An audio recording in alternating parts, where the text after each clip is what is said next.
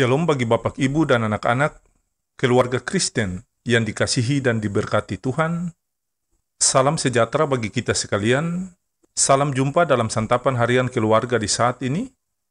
Damai sejahtera Kristus memerintah dalam hati dan kehidupan keluarga Kristen yang terkasih. Bapak, Ibu, dan anak-anak, keluarga Kristen, sahabat Kristus yang diberkati dan dikasihi Tuhan, mari kita berdoa, meminta tuntunan Roh Kudus, agar saat membaca firman Tuhan dan mendengar santapan harian keluarga di saat ini, kita dapat mengerti kebenaran firman Tuhan. Mari kita berdoa.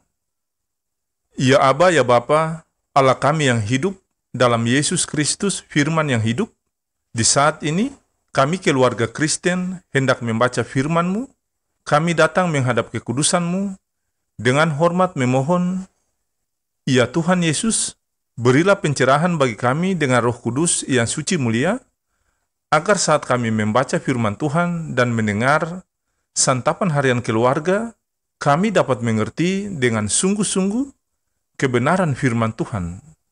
Dalam nama Tuhan Yesus, penebus dan juru selamat kami yang hidup, kami sudah berdoa kepada Bapa di sorga. Amin. Keluarga Kristen, sahabat Kristus yang diberkati Tuhan, bacaan firman Tuhan di hari ini terambil dari Kisah Para Rasul pasal 13 ayat 50 dan ayat 51. Demikian bunyi sabda firman Tuhan. Akan tetapi, Paulus dan Barnabas mengebaskan debu kaki mereka sebagai peringatan bagi orang-orang itu, lalu pergi ke Ikonium. Dan murid-murid di Antioquia penuh dengan sukacita dan dengan Roh Kudus. Demikianlah sabda firman Tuhan di saat ini. Tetapi hendaklah kamu menjadi pelaku firman dan bukan hanya pendengar saja. Sebab jika tidak demikian, kamu menipu diri sendiri. Amin.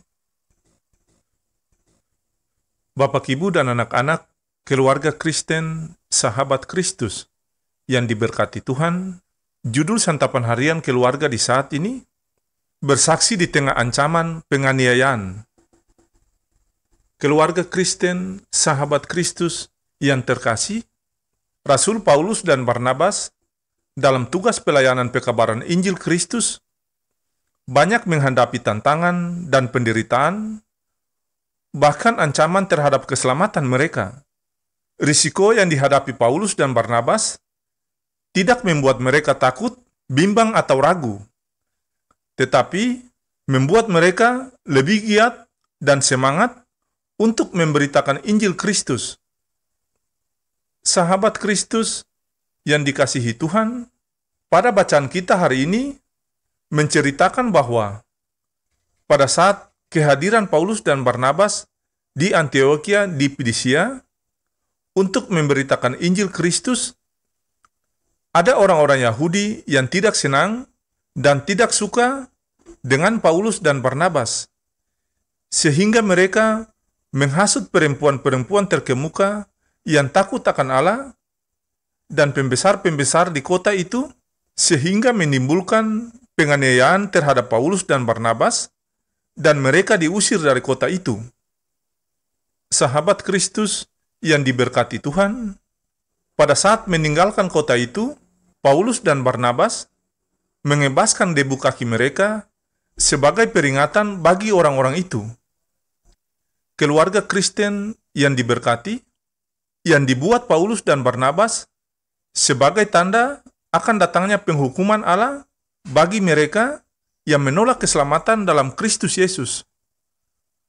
Bapak, Ibu, dan anak-anak, sahabat Kristus yang diberkati dan dikasihi Tuhan, kita juga mesti meneladani Paulus dan Barnabas untuk menyampaikan berita keselamatan Allah dalam Kristus bagi dunia dan semua orang yang belum percaya.